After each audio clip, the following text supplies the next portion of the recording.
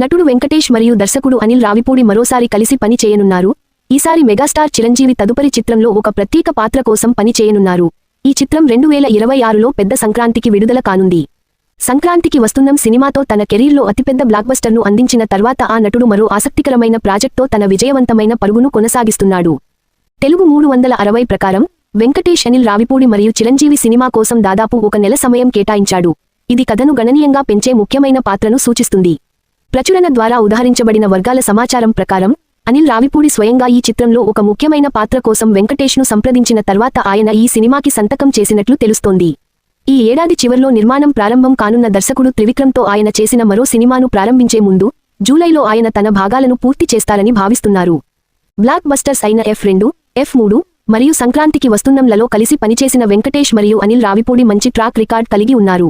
తెలుగు ప్రేక్షకులు ఎల్లప్పుడూ వారి కలయికకు మంచి స్పందనను ఇచ్చారు మరియు ఈ కొత్త భాగస్వామ్యం, ముఖ్యంగా చిరంజీవి భాగస్వామ్యంతో, మరింత స్థాయిని పెంచుతుంది.